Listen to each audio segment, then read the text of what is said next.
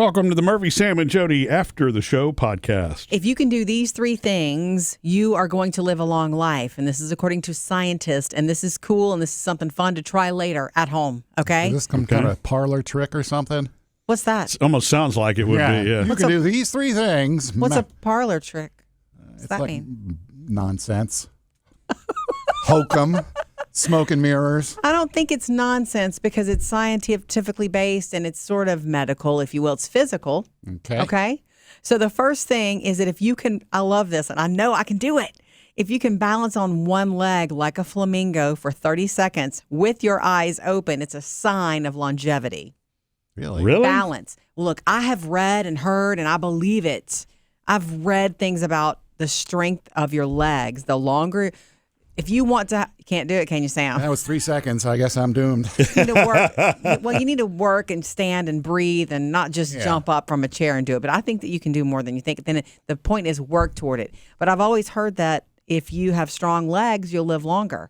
If you don't have strong legs, you know, your chance of falling and breaking something. Right, it's consequent, whatever. What do they say? Consequential, I guess. Yes, yeah. I've heard that too. Because if you don't really understand that part of it, it's easy to go, "Oh my God, well I can't."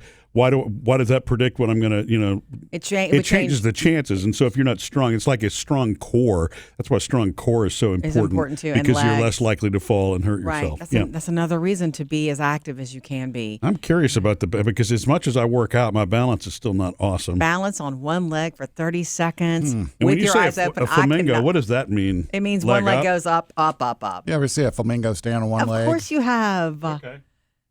Yeah, I can do this. I mean, it's really good. Very good, Murphy. You're doing it. Yeah. I'm not counting, but good. And the point is keep trying. Is he leaning against the desk? No, I'm not leaning. Okay. Is he cheating? No, I'm not. Okay. Anyway, you're doing good. Yeah, and the word is is at least 30 seconds, right? Sam, if you can only do 5-10 seconds, then work on it. Balance is a good thing to work on while you're brushing your teeth. I do. When I brush my teeth in the morning, I'm on one leg. But to improve your balance is probably more than just standing on one leg all the time. You need to do the other things to that's strengthen, just a test. right? It's just a test. Right. That's one of the things. The second one is your grip. You naturally lose grip as you get older. And so if your grip is weak, it's not a good sign.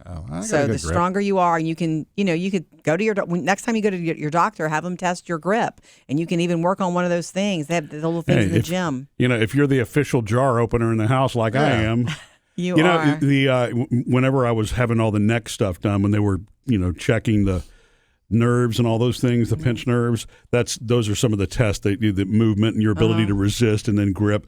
Because they want to see how, I guess it's strength and some sort of coordination, something. Yeah. So that makes sense. You're good? You feel like you have a good grip, Sam? Oh, yeah. I went last Friday to the batting cage with Sammy and Hollis, and I never let the bat go. Nice. Okay. I mean, you're swinging it, and it didn't come out of my hand. Also, opening tight jars, something to work on. I'm not great at that, but I've learned to put my arm into it and my body into it and not just just try to make it the wrist. You can get you one of those rubber grippers too. Yes, I think I have Murphy. He opens jars. Hey, do you know house. that trick where you can beat the top of a jar or something on the counter? I've heard that's a trick. It works. Another one that works is my grandmother taught me, run it under hot water. Yeah. I guess it helps break the seal, warms it up.